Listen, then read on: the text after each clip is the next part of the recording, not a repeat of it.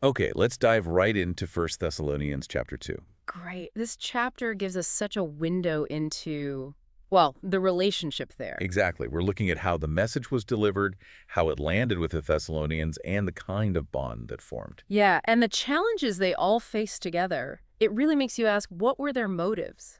Their methods? And how did people actually respond back then? What did that look like? What kind of opposition were they really up against? It starts right off saying, "Our visit to you was not a failure," which, I mean, that's quite a statement. Especially, yeah, considering the context, they mentioned being mistreated just before in Philippi. Right, insulted even.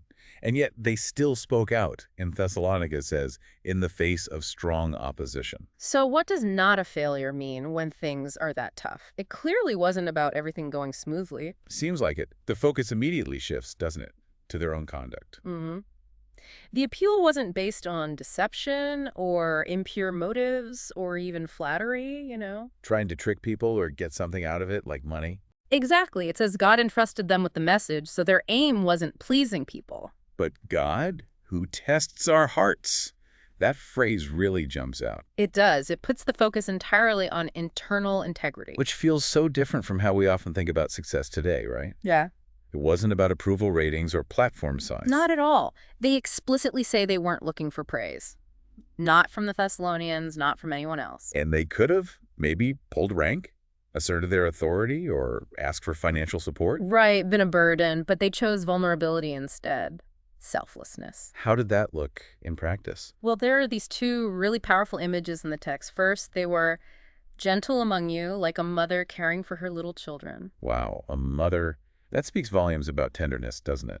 Nurturing deep affection. Putting the needs of others first, just complete self-giving. And it wasn't just gentle feelings. They were apparently so fond of them, they shared not just the message, but their actual lives.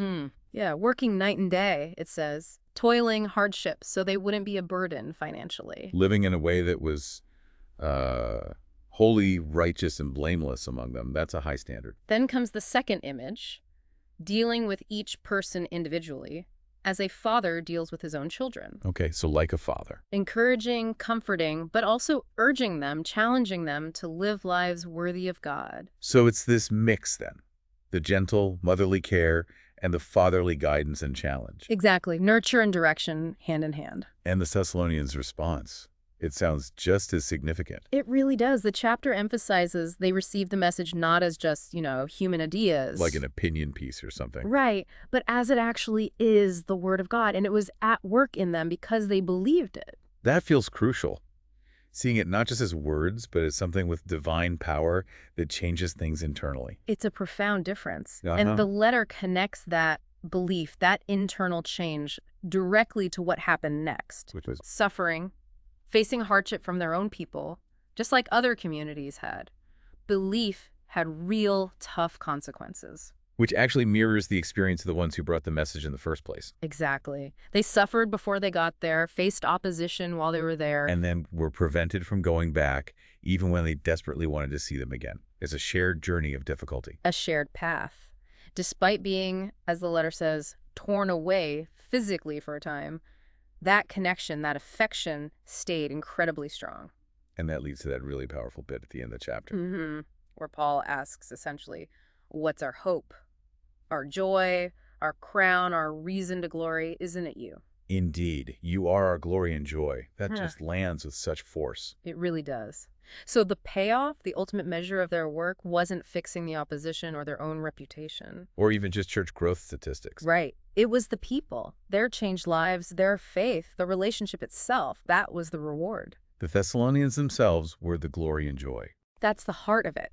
The result of all that difficult, authentic, sacrificial ministry wasn't personal status.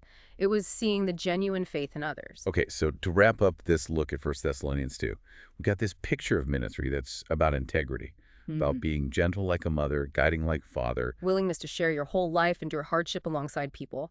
And on the other side, this real acceptance of the message as God's powerful word. Leading to this deep mutual affection, even through shared suffering. And the core takeaway, perhaps, is that radical idea. The true measure of success, the deepest joy, wasn't external validation, but the people themselves. They were the glory. So thinking about those challenges, those methods, a focus on integrity, relationships, shared life over maybe easier metrics. Hmm. What does this chapter suggest to you about how we measure impact when we share something we truly care about? Yeah, what's the real glory we should be looking for? Definitely something to reflect on.